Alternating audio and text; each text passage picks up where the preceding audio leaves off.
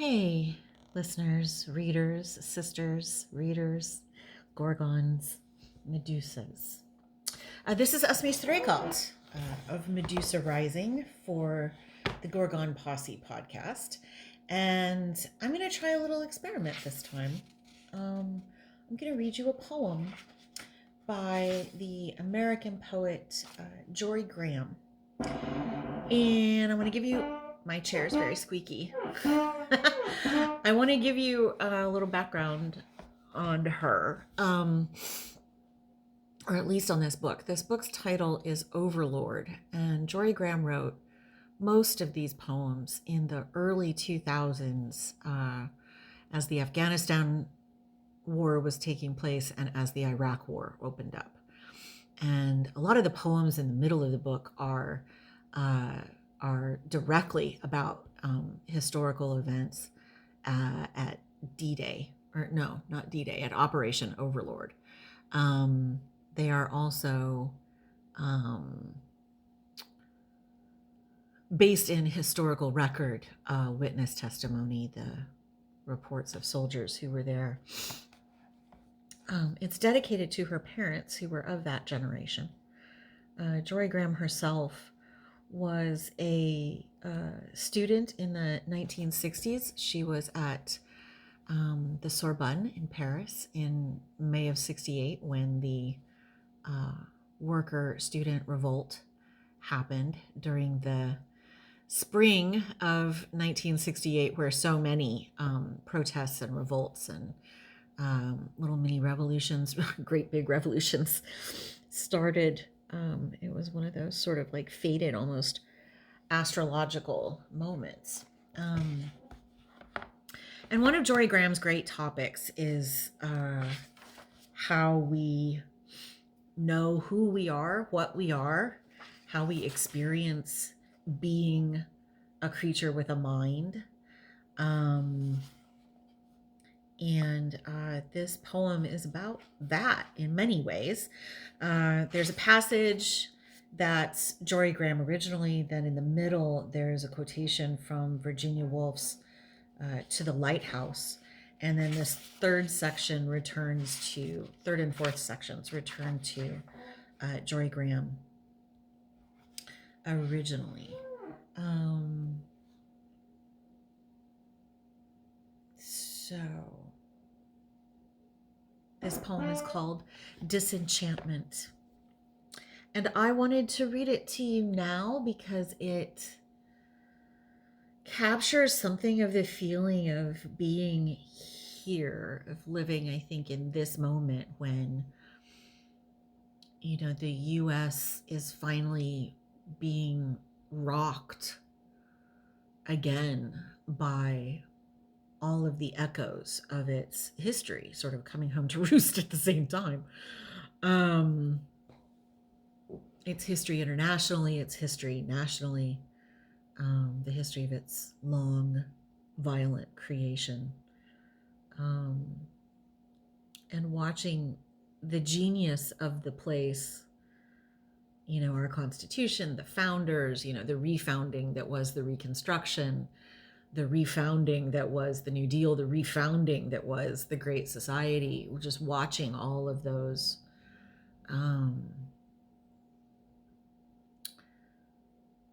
attempts to create space where humans can be their better selves, watching that be sort of shredded and dismantled by people who really ought to appreciate it more. And their agents, their representatives, who are these sort of laughably unserious people, while the thing that they're tearing apart is incredibly valuable, and it is alarming who they're hurting and what they're destroying in order to have, I don't know, their fun, their revenge, their shot at trying American authoritarianism, American racism, Jim Crow, our misogyny, our various apartheids again. Like, do we need to do that again? It was really terrible the first time, and it did not contribute to the overall health of the nation or the well-being of humans or economic growth or any of that. I don't understand running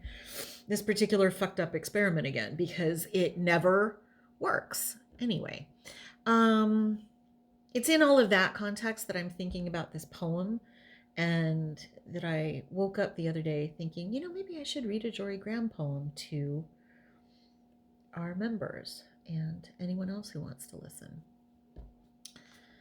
So this poem is called Disenchantment. I shift myself. It's me, I shout to the tree out the window. Don't you know it's me, me. I really don't care what we call it, this personhood. A hood isn't a bad thing, a place to live, a self-blinding. The book tells me I can't see you.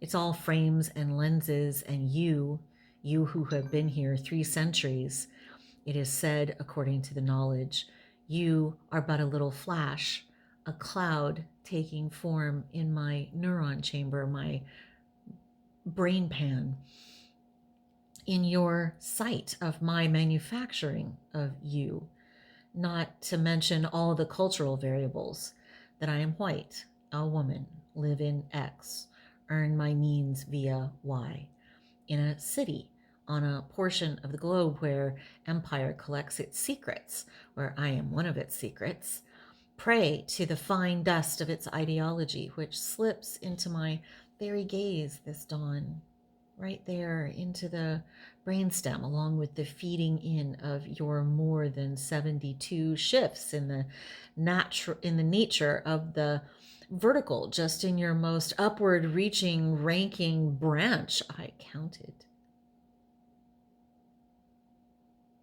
which will take in about 6 minutes the very first ray of sun coming over the rooftops branch, which also took the full moon's laving down its left flank, though only on about 1/5 of the trunk last night when I went out to measure it and looked up through the empty branches, and Orion there above, and next to him others, everything in its span of being, flesh, wood fiber, star, moon, the matter we keep finding names for in the invisible, the matter we keep finding names for in the far. Nowhere does the circle close. Each thing has its own expression. Everything, if you stand very still, everything manifesting its own version of fullness. Tree, gaze, muscle of my right hand gripping bark, which will be shattered by backfire 3 minutes hence in the passing car.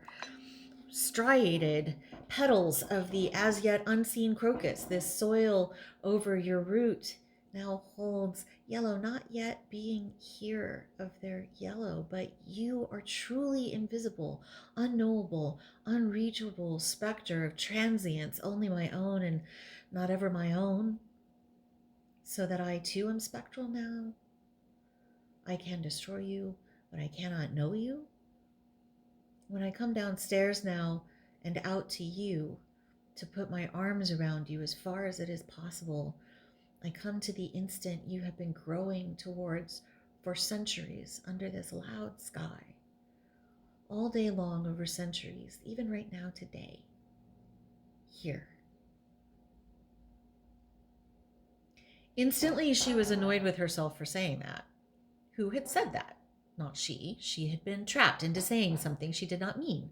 She looked up over her knitting and met it, and it seemed to her like her own eyes meeting her own eyes, searching as she alone could search into her mind and her heart, purifying out of existence any lie. She praised herself in praising it, without vanity, for she was stern, she was searching.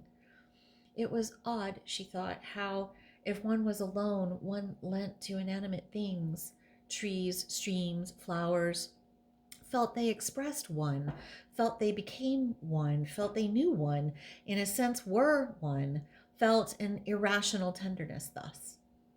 She looked as for herself. there rose, and she looked and looked with her needles suspended, there curled up on the floor of the mind, rising from the lake of one's being a mist, a bride to meet her lover. What brought her to say that? We are in the hands of the Lord, she wondered. The insincerity slipping in among the truths roused there, annoyed her. She returned to her knitting again. You have to recover hope, says the moon. Are you kidding? I reply. The moon rises further. No, you have to think about the whole situation from some other perspective. Like how? My head is full of blood, so is my mouth. The moon is full. Did you already know that somehow before I said it here? I ask. I need to know what is inside your head. I don't know how to trust you. This tree, could they take it away from me just by a way of thinking? Will I ever know if I know it? By any means? In this, my one lifetime, here on this place, the high screams above where the birds seek landing are there. The spots where the birds have each just been are there, glowing even though not in the visible. Others below fight over the road. Now that is a thing which exists. No one to quarrel over the fact of the road, no, nor the night, which is cold and fine, in which nothing is deemed to be either possible or impossible. No, the centuries and the ideas of engines circling, the real ones with their sirens, the ones of the mind. Yes, giants are on their knees, but the mind is going along, fractioning, discerning, making categories by which to card this from that, this from that. Ghosts of children at their game around their tree. Watch, they are disappearing as we summon them. Now that is quite a trick, wouldn't you say? This thing the mind can do. Take it away, and as it gives it to you, prove nothing exists. The particular deepness of understory shadow, for example, which is deep summer in childhood, slides over from the shade to terror, or watching wind make one branch strike the wall again and again, or afternoon light darkening the side of the tree it does not strike, and how that dark is filled with tenderness. Why? Even a smell I could call sweet. Why? As when the hawk lifts off the limb against his will because I've stopped beneath to watch. Nailed to the sky, the hawk is real. I have the right to stay, to see. Why? Keep following this road, my soul tells me, and you'll find out.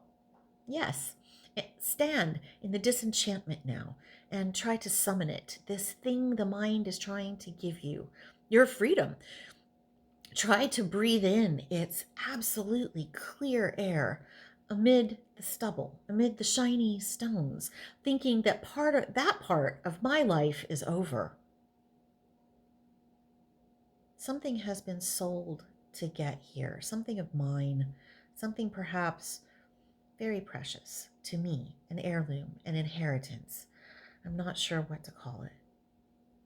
Oh, radical mind, you who have come from afar and who must now live among us, teach me from scratch how to love. Keep me kind.